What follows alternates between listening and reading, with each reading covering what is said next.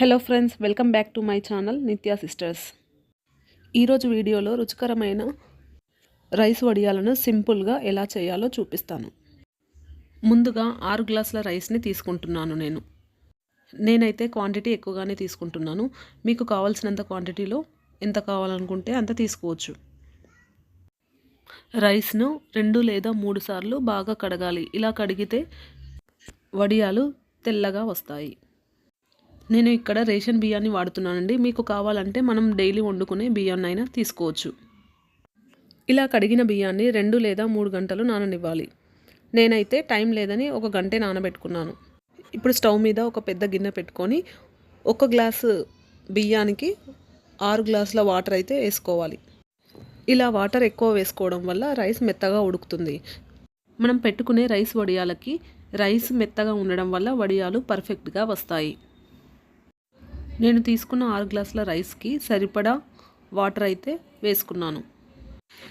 ఈ వాటర్ కొంచెం వేడయ్యాక ఒక పిడికెడు నువ్వులు, ఒక పిడికెడు జీలకర్ర వేసుకోవాలి. నువ్వులు కావాలంటే ఎక్కువైనా వేసుకోవచ్చు.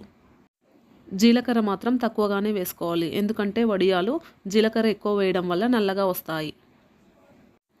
ఇందులో కొంచెం సాల్ట్ వేసుకోవాలి.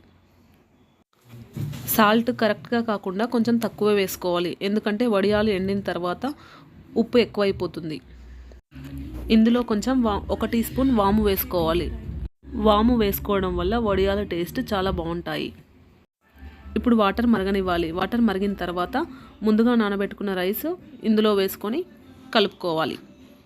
ఇప్పుడు గిన్నెపై మూత పెట్టి రైస్ని ఉడకనివ్వాలి. రైస్ ఇలా ఉడుకుతున్నప్పుడు మధ్య మధ్యలో కలుపుతూ ఉండాలి. కలపలేదంటే రైస్ మాడిపోతుంది. నేను ఎవ్రీ ఇయర్ ఈ వడియాలను ఖచ్చితంగా పెడతాను. ఇవి సంవత్సరం వరకైనా నిల్వ ఉంటాయి, పాడవవు. ఇవి పిల్లలకి ఈవినింగ్ స్నాక్స్లా కూడా పెట్టొచ్చు. మీకు నచ్చితే ఒకసారి ఖచ్చితంగా ట్రై చేసి చూడండి. ఇప్పుడు రైస్ అయితే కరెక్ట్గా ఉడికిపోయింది. చూపిస్తున్నాను కదా వీడియోలో, అలా మొత్తం మెత్తగా అయ్యే వరకు ఉడికించుకోవాలి. వడియాలు పెట్టడానికి మురుకుల పావు ఉంటుంది కదా, చెకోడీల బిళ్ళ నేను చూపిస్తున్నాను కదా వీడియోలో, దానితో వడియాలు పెట్టుకోవాలి. లేదంటే ఇలా కవర్తో అయినా మిల్క్ ప్యాకెట్తో అయినా కొనకు కట్ చేసి పెట్టుకోవచ్చు. ముందుగా రైస్ని బాగా చల్లార్చాలి. చల్లార్చిన తర్వాత కొద్ది కొద్దిగా మురుకుల పావులో రైస్ వేసుకుంటూ ఇలా వీడియోలో చూపిస్తున్నాను కదా గుండ్రంగా వడియాలను పెట్టుకోవాలి. వడియాలు ఇలా కూడా పెట్టుకోవచ్చు, లేదంటే కవర్తో పెట్టడం కూడా చాలా ఈజీ. నేను వడియాలను ప్లాస్టిక్ కవర్పై పెట్టుకుంటున్నాను. ప్లాస్టిక్ కవర్పై పెట్టుకోవడం వల్ల వడియాలు చాలా ఈజీగా వచ్చేస్తాయి. మీరు కావాలంటే క్లాత్పై కూడా పెట్టుకోవచ్చు. ఇక్కడ మా పాప రైస్ చల్లార్చమంటే అన్నం కలుపుతూ ఉంది. నేనైతే వడియాలను ఇలా పెట్టుకున్నాను.